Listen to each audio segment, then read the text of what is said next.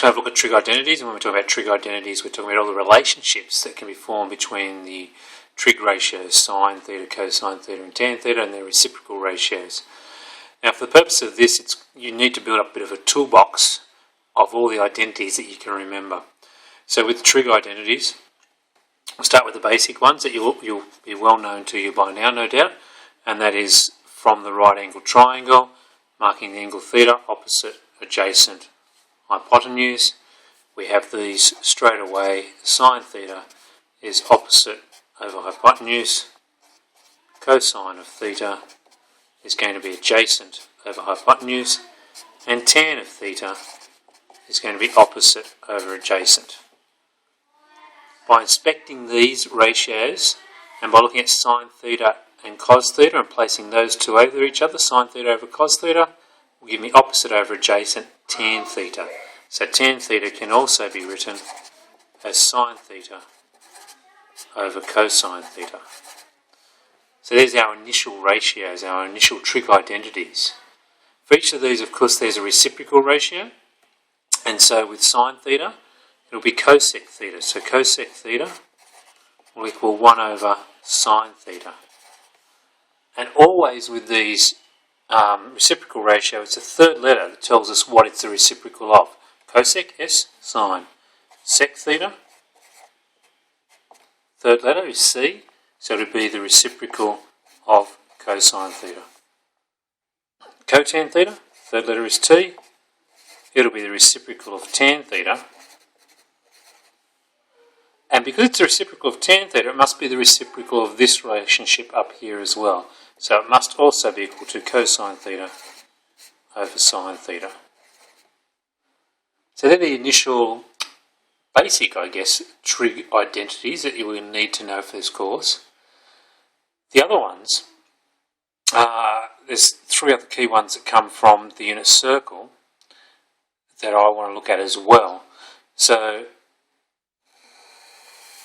if we take a unit circle, probably not the most circle of circles, but with a radius of 1,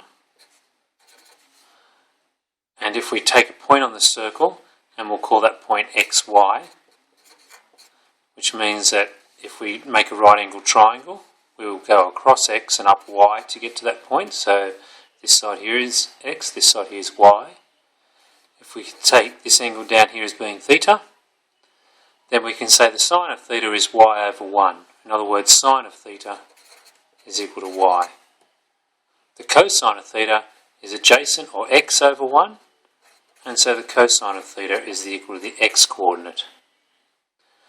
Now what we can get from there is we know the equation of a circle of radius 1, centre 0, 0, and the equation of that circle is x squared plus y squared equals 1.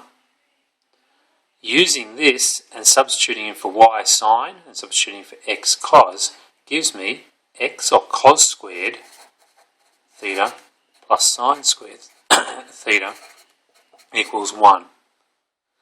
And that's one of our key identities with a relationship. Now, you can check that for any angle of theta. Just take an angle of theta, plug it into your calculator, go cos of theta, square it, sine of theta, and square it, and every time you'll come up with an answer of 1. Okay, so we've got this relationship, sine squared theta plus cos squared theta equals 1. And I've written in the other order, it's only because that's what I'm used to. Sine squared plus cos squared equals 1. But we know that with addition, it doesn't matter the order that we write in. Now there's 2 other relationships we can get, but rather than memorise these relationships, I prefer just to memorise how to do them. And the first one is to take this one and just divide it by sine squared theta. Divide each term by sine squared theta. So I'll put it over sine squared theta. I'll put this term over sine squared theta. And I'll put this term over sine squared theta. And then straight away I get a new version of this identity. Sine squared on sine squared is 1 plus, now cos on sine, just flicking back over here, you can see cos on sine was cotan theta. So cos squared on sine squared will be cotan squared of theta. And 1 on sine squared, third letter, tells me this must be cosec squared theta. So there's another identity that I might be asked to use. So two identities so far: sine squared plus cos squared equals 1. 1 plus cotan squared is cosec squared. Third identity, again, you start with sine squared theta plus cos squared theta equals 1. And if you're thinking, you've already made a bit of a prediction that the next step is to divide by cos squared theta. Divide by cos squared theta.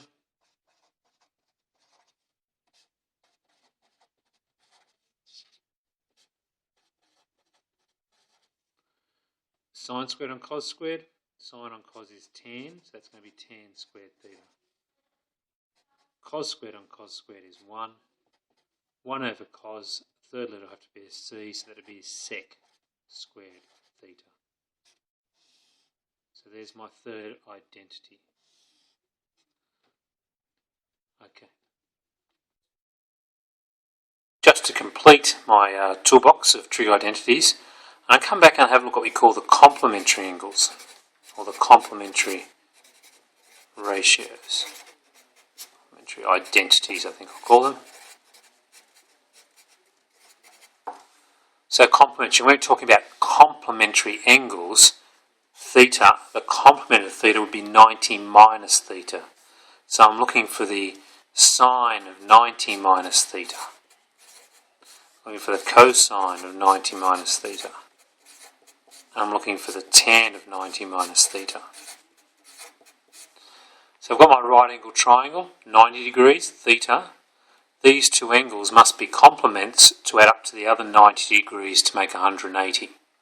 So if this is theta, this angle must be 90 minus theta. If you sum up those three angles, you'll get 180. If I use this as my starting point, I'm just going to write in little letters, probably inside. This would be opposite my 90 minus theta. This would be adjacent my 90 minus theta. This would still be hypotenuse. So my sine of 90 minus theta is going to be this side, my original adjacent, over my hypotenuse. In other words, it's going to be exactly the same as taking the cosine of theta, adjacent, over hypotenuse. So sine 90 minus theta is exactly the same as the cosine of theta. You probably already guessed what cos 90 minus theta is. This is the new adjacent. It was my original opposite over hypotenuse. It's the same as the sine of theta. And tan of 90 minus theta is going this side adjacent, my original adjacent, over my original opposite. In other words, it's the flipped of tan theta. It's a reciprocal of tan theta. It's cotan theta. We can put all these together now into one toolbox for our trig identities.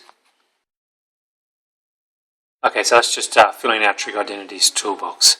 So we had our initial three that we're probably very used to. Sine theta is opposite over hypotenuse. Cosine theta is adjacent over hypotenuse. Tan theta is equal to opposite over adjacent, and we know that that is actually the same as sine theta over cosine theta. We also had our reciprocal relationships, and again, every time it was the third letter, so cosec theta, third letter is S, is 1 over sine theta. Sec theta, with the third letter C, will be 1 over cos theta. And the cotan theta, third letter T, will be 1 over tan theta. And again, we can write that another way. We can say it's reciprocal of sine on cos, so it's cos theta on sine theta. So there's our initial ones. We had some complementary angle ones. We had the sine of 90 minus theta is exactly the same as the cos of theta. We had the cos of 90 minus theta, exactly the same as sine theta.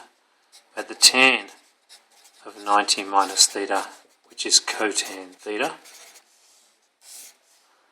And then the other ones came from the unit circle. We had sine squared theta plus cos squared theta equals 1.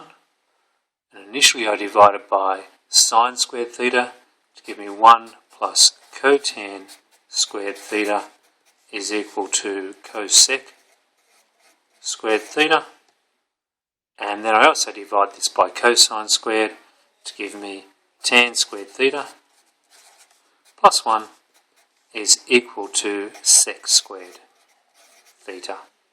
So that's our toolbox. Next time we'll take it out and we'll do some actual questions.